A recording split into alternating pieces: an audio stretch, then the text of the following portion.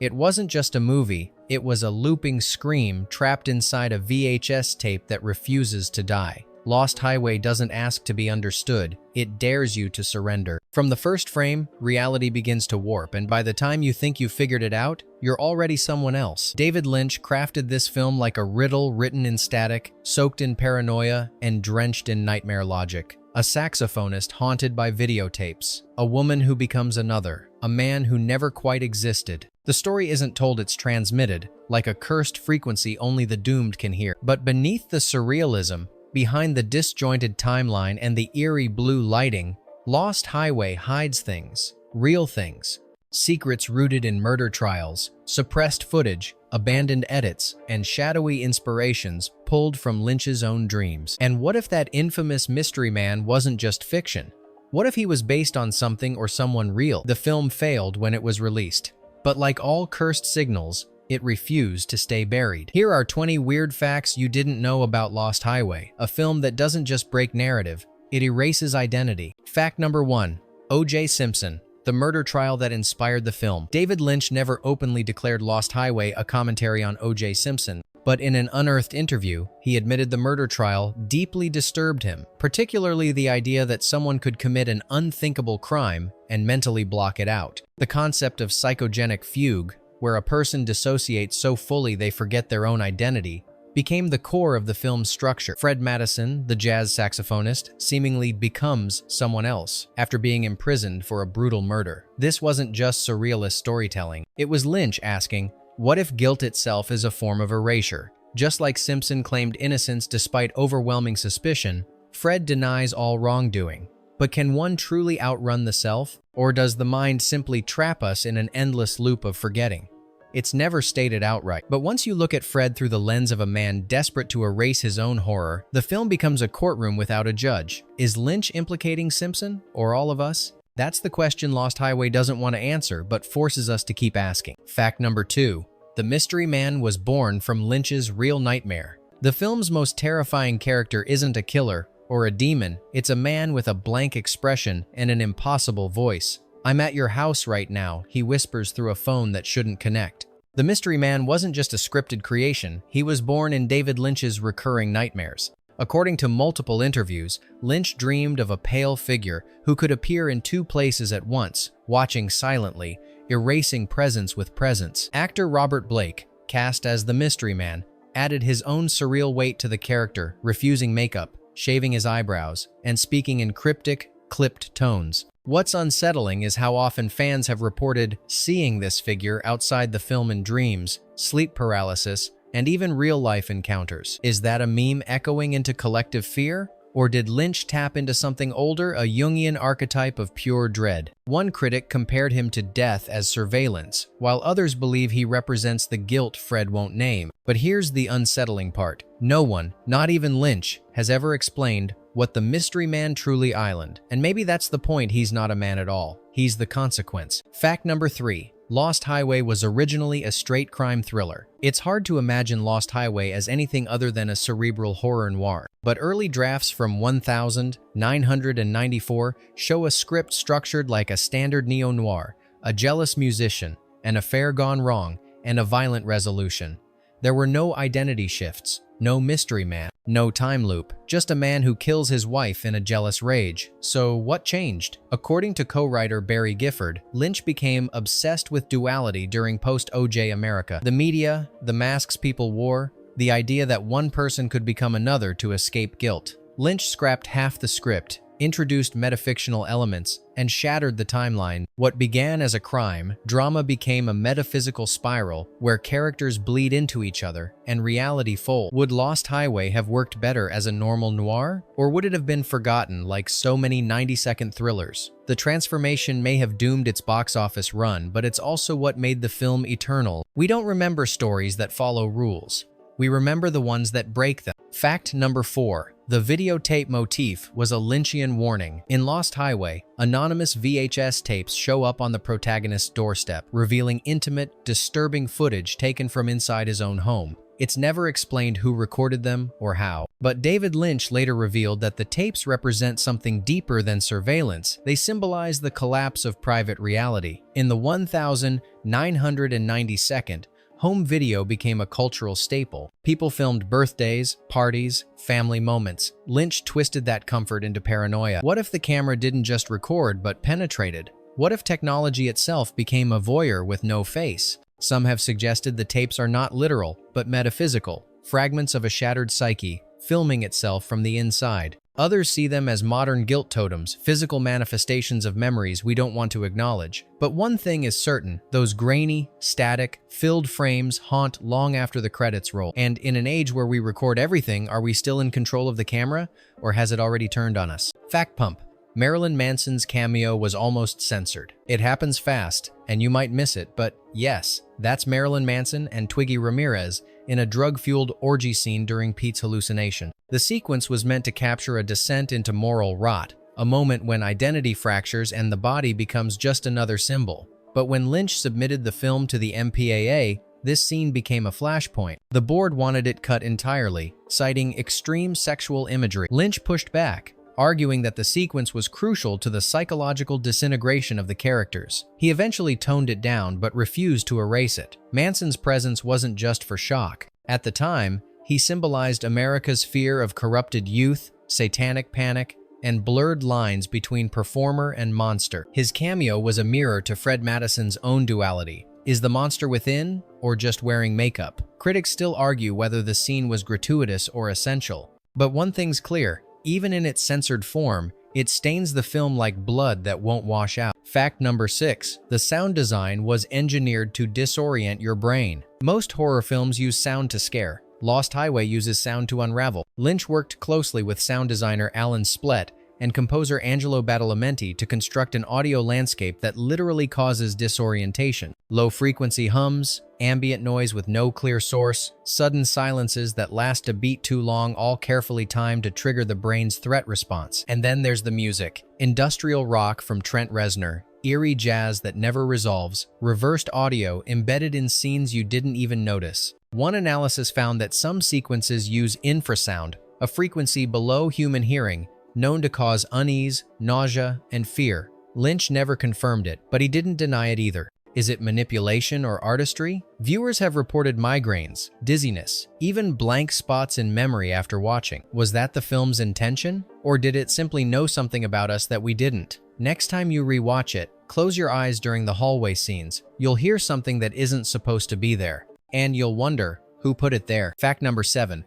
Bill Pullman almost turned down the role. Before Lost Highway, Bill Pullman was best known for charming roles in While You Were Sleeping and Independence Day, a clean-cut everyman. That's exactly why Lynch cast him as Fred Madison to fracture audience expectations. But Pullman nearly walked away. After reading the script, he confessed he didn't understand a single word of it. The non-linear timeline, identity shifts, and ambiguous reality were unlike anything he'd tackled before. Lynch told him, "Don't worry about understanding, just feel it." Pullman agreed, reluctantly. During filming, he often felt like he was drowning in a dream. The result? A performance layered in quiet paranoia and emotional repression. Pullman's confusion became Fred's confusion, and that raw discomfort bleeds into every scene. Would a more seasoned, dark actor have made the film clearer or less disturbing? The irony is, Pullman's hesitation might be the very thing that made the role unforgettable. Fact number 8. The Fred Pete transformation was done without CGI. In an age when visual effects were becoming more accessible, Lynch chose a different path. The metamorphosis of Fred Madison into Pete Dayton, a completely different man, could have been done with digital dissolves or flashy transitions. Instead, Lynch used old-school in-camera effects, body doubles, and sound cues. The result is subtle and far more disturbing. The transformation happens off-screen, implied through strobe lights, the hum of electricity, and a slow pan across a prison cell. When guards open the door, Fred is gone. Pete is there, no explanation, no fanfare, just existential displacement. The audience, like the characters, is never told how, only what now. Some viewers argue that this low-tech approach adds to the film's dread, because what we don't see becomes far more powerful than what we do. Others still debate whether the change ever truly happened, or if Fred simply snapped. But maybe that's the most Lynchian part of all. It's not about what's real, but what reality allows you to believe. Fact number 9. The highway itself was designed to hypnotize. It looks simple. Two headlights moving forward into the void, yellow lines flickering under blackness. But the opening credits of Lost Highway are more than just an aesthetic choice. Lynch and cinematographer Peter Deming designed that sequence to act as a visual induction, a trance-like setup that draws the viewer into a subconscious state. The highway is endless. The lines flash rhythmically. The Nine Inch Nails track, I'm Deranged, pulses like a heartbeat. According to film scholars, the sequence borrows from real hypnotic techniques including fixed-point perspective and low-contrast flicker. You're not just watching the road, you're falling into it. Lynch once described the scene as a tunnel into the self. And that's what Lost Highway is, not a movie, but a descent. But here's the real question.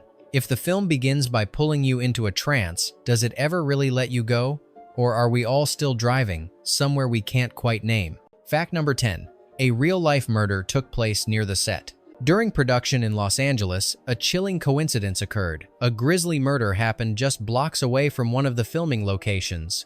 A woman was found dead under mysterious circumstances. Her body discovered in an abandoned building that shared architectural similarities with the film's prison set. Lynch was reportedly shaken, and the crew described a strange shift in energy after hearing the news. While the case had no confirmed connection to the film, urban legends quickly circulated. Some whispered that Lynch's script predicted the crime. Others claimed the film absorbed real darkness from its surroundings. Of course, these are just theories, but it begs a haunting question. Can art attract the very thing it tries to depict?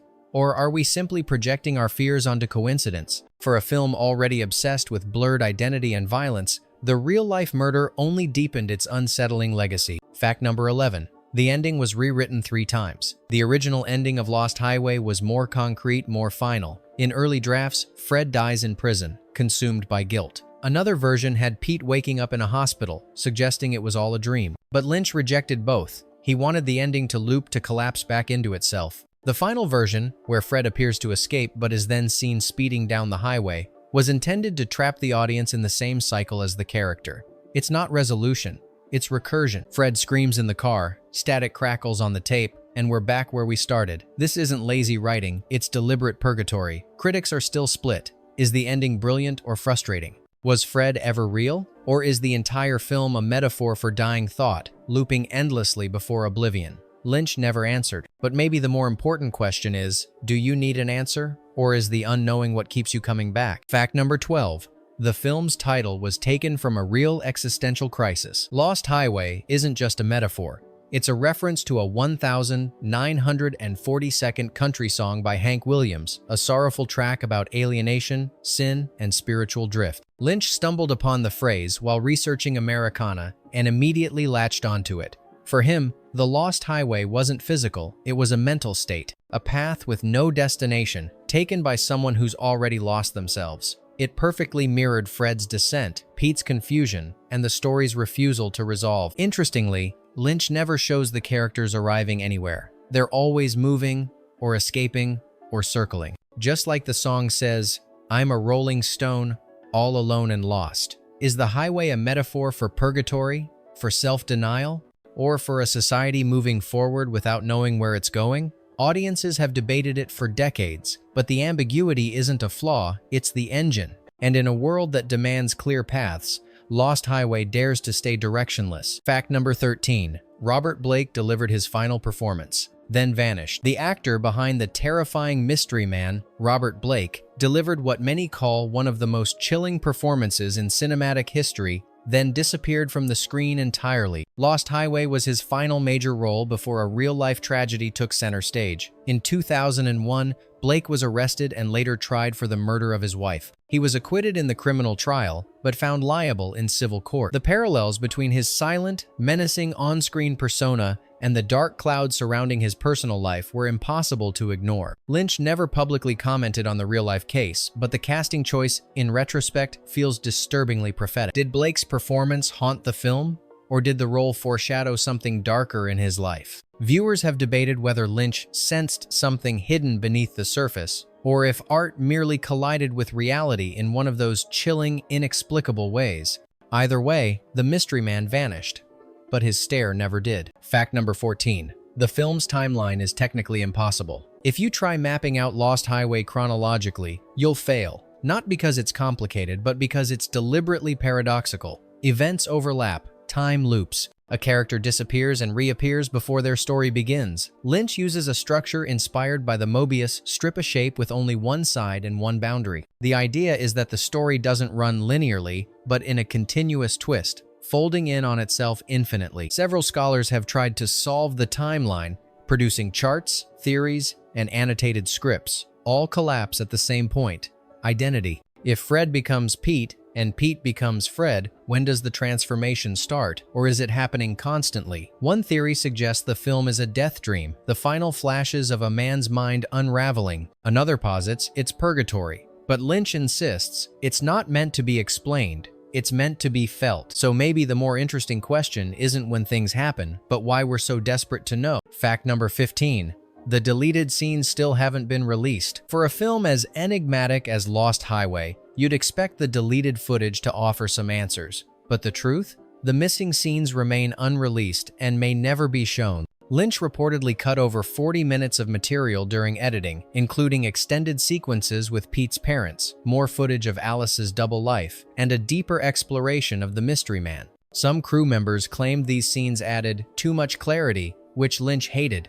To him, mystery was the oxygen of the story. Yet fans have been clamoring for a director's cut for years, hoping to uncover lost meanings or answers. So why hasn't it happened? Some say legal issues tied to rights ownership. Others believe the footage was destroyed, or perhaps, as one editor hinted, Lynch never intended them to survive. Maybe Lost Highway was never meant to be whole, only fractured. And if we did see the full picture, would it still haunt us? Or would understanding ruin the spell? Fact number 16. Lynch refused to record a director's commentary. While most directors eventually sit down to unpack their films through commentary tracks, David Lynch has consistently refused to do so, and Lost Highway is no exception. When asked why, his response was blunt: talking over the film destroys it. For Lynch, movies aren't puzzles to be solved, they're experiences to be felt. He believes that commentary imposes a single interpretation, and in doing so, robs the viewer of their own emotional logic. Fans of Lost Highway have begged for insight into the film's most obscure moments: